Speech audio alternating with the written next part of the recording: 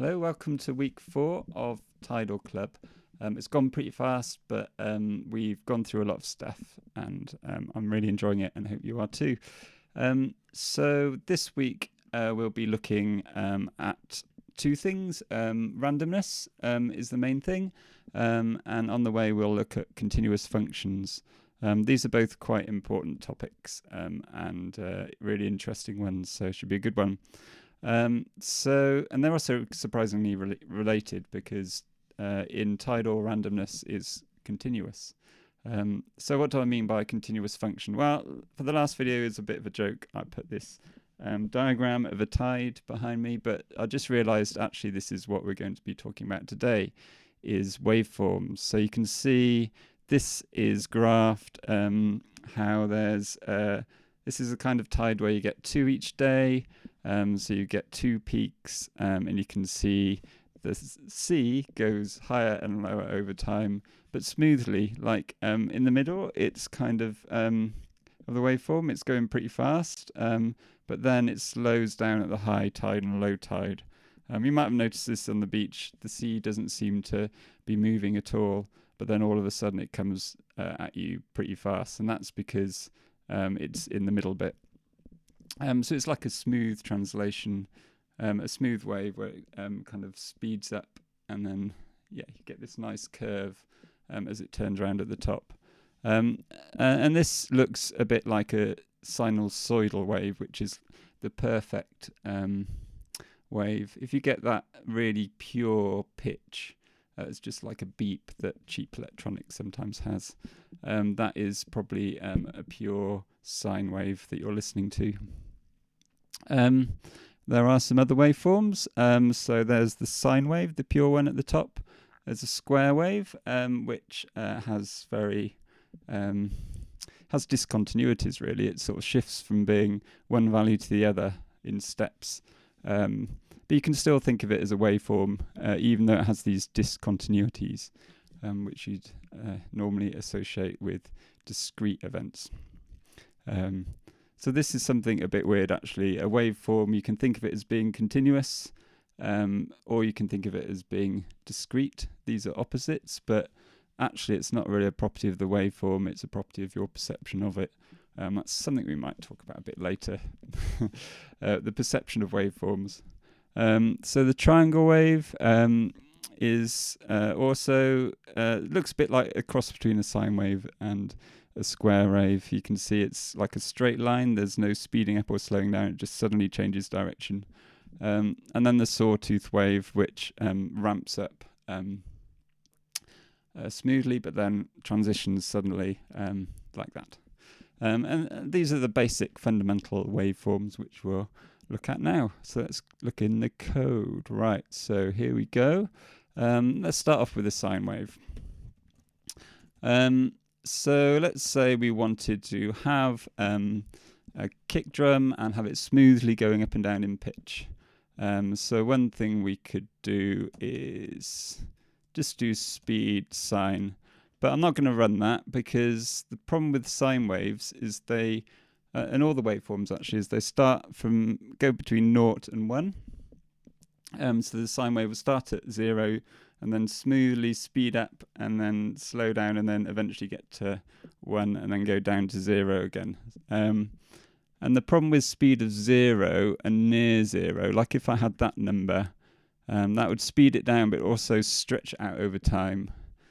So it would last a very long time actually. You just have this rumbling in the background. So basically with speed, I tend to really avoid having really low numbers. So what I'll do instead is just do sine plus 0.5. And that means that the sine wave now goes from between 0.5 and 1.5 because it was going from 0 to 1. I've just added 0.5 to it, so now it goes from 0.5 to 1.5. Another way of doing that would have been, instead of doing add, I could have just done range 0.5 to 1.5. So range will take anything that goes from 0.0 to 1 and then scale it up to the range you give. So if you want it to go from 0.5 to 2.5, you could do that, and so on. So that's a more flexible way of doing it. But I'm going to stick with this.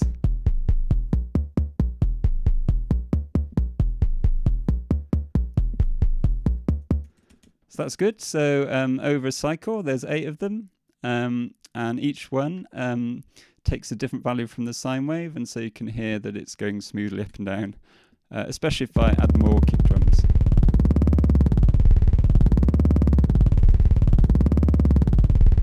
Let's try this actually. So that's a bit more extreme.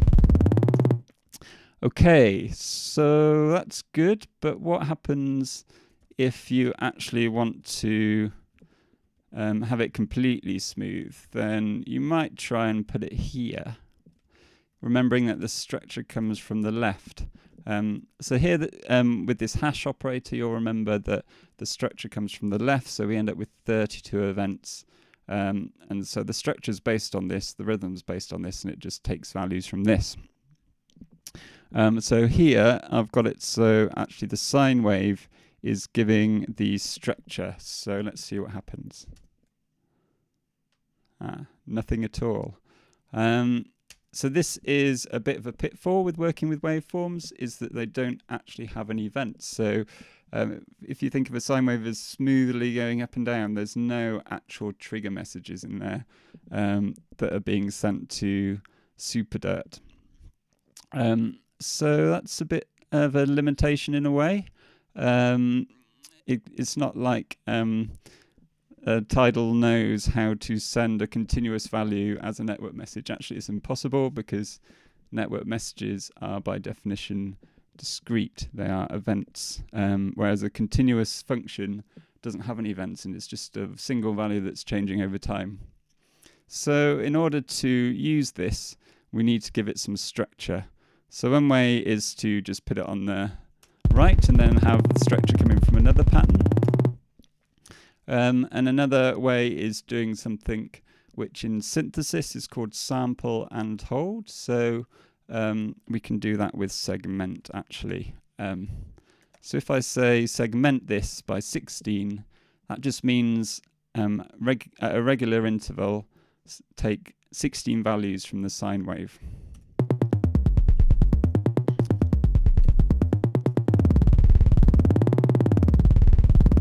So now that's actually the same as doing this.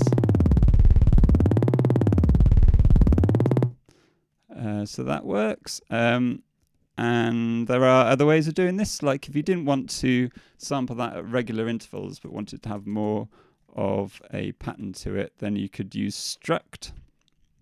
And with struct, it takes what is called a binary pattern, which we'll look at a bit more at a later video. But here I'm saying structure it with this 3/8 Euclidean pattern, which you'll remember from a previous video. Unless you're watching these in the wrong order, in which case that's fine. But if you want to know about Euclidean patterns, then look at the previous one. So T here stands for true. So this is a Boolean pattern, which basically means a pattern of true and false values. And here I'm saying make a true value 3 steps out of 8.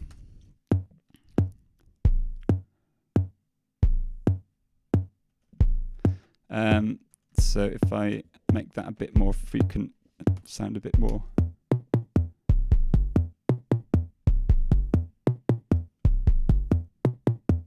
That sounds quite nice. So that's another way of doing it. If you prefer, you can also put 1 here. So 1 also means true. Or you can just put T.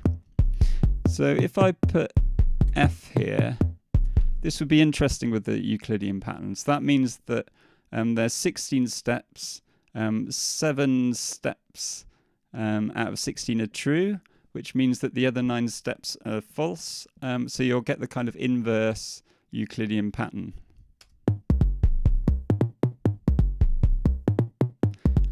So now you're hearing gaps where before we were hearing events. I could probably do this. So now it's shifting between taking the false values and the true values. So there you go. Or if you prefer, you don't have to use Euclidean patterns, you can do this sort of thing.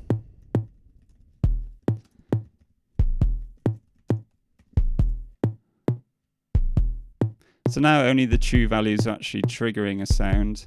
So this is really the same as putting in silence, except if you want, you can take this and invert it. So this is a Boolean pattern, and I can do every 3 things invert.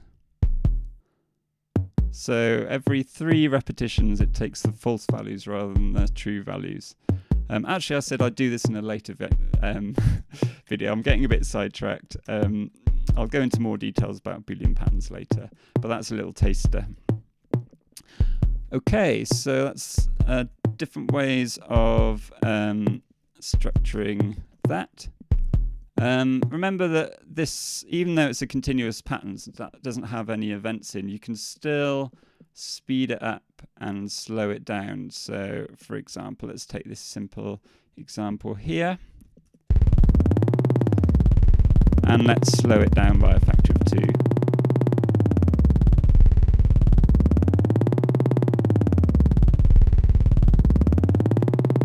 What happens if we just ref that?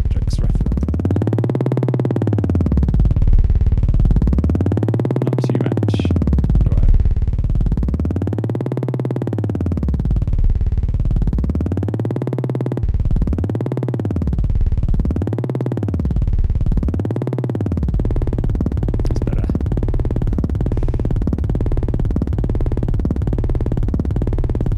Yeah, lots of fun to be had there. So you can speed it up, slow it down. You can do this. So it's still a pattern, it just doesn't have any events in, but still it has this smooth values which you can still pattern in different ways. So that was sine wave. There's other ones to play with. Let's have a look.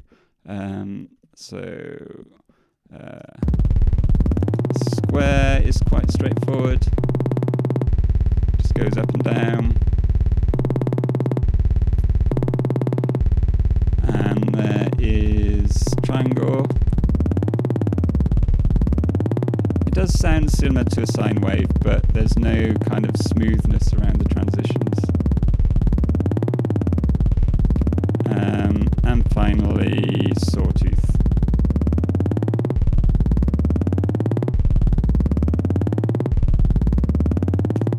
So again, you can use these with any other pattern. So it doesn't have to be with speed, it can be with whatever you like. So for example, room is quite nice to do. Well, let's just have room, that's the amount of reverb, and size is the size of the room in terms of the reverb. Slow that down by a factor of, yeah, let's have this going like this.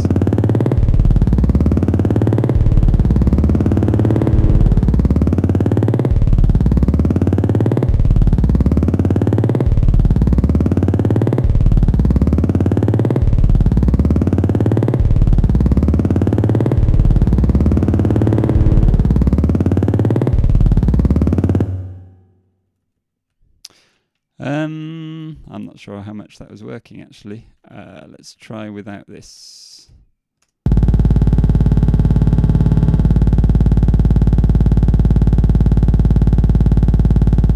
it a bit faster.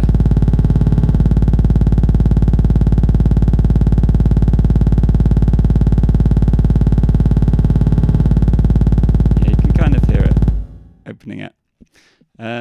Maybe it'll be easier to hear with less going on. Yeah.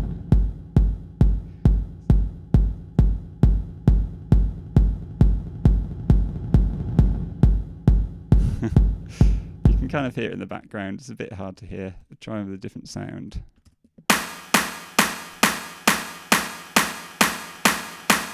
The room's getting bigger. And then it gets smaller again.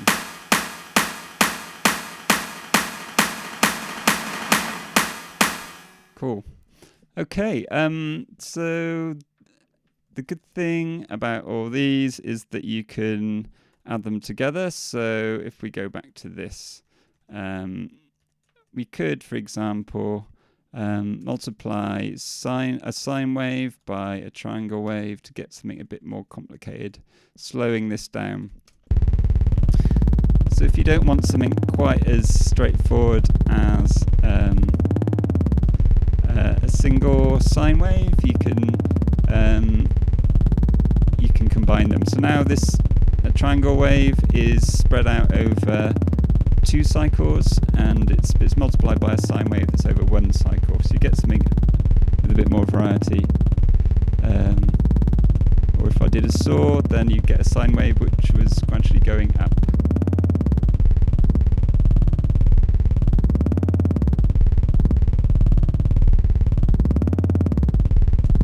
So lots of fun to be had there. So that's the sine wave, the square wave, the triangle wave, and the saw wave. I haven't been too tidy with this code, and I've been editing things, but I'll make you a nice worksheet which lays this out a bit more coherently. There's one more, which actually 2 more, which I haven't talked about. There's this one. So let's try rand.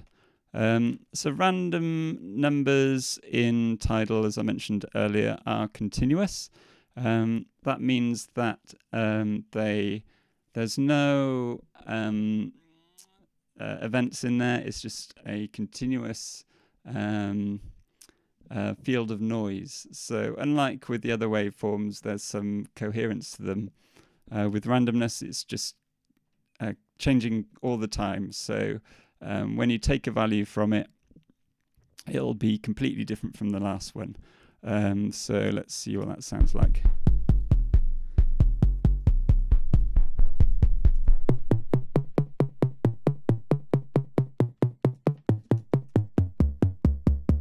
So now it's a random number between 0 and 1 that you get each time.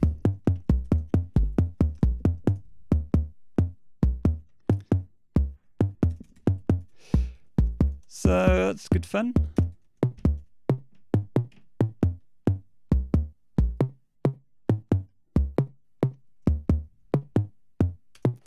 And there is another nice random function which is similar, called perlin. So this is a bit different. With randomness, with just rand, it will jump around all over the place. With perlin, every cycle, it'll move smoothly between one random value and another. So let's see what that sounds like.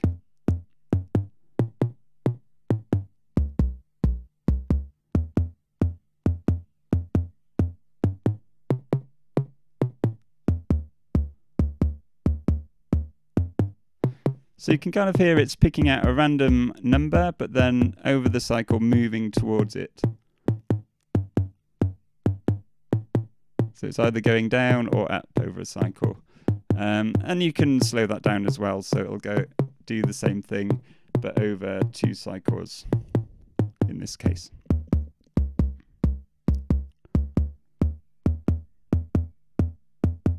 This is really good actually for having arbitrary values but still having some coherence to them, so you can kind of hear some movement in the music instead of all this jumping around.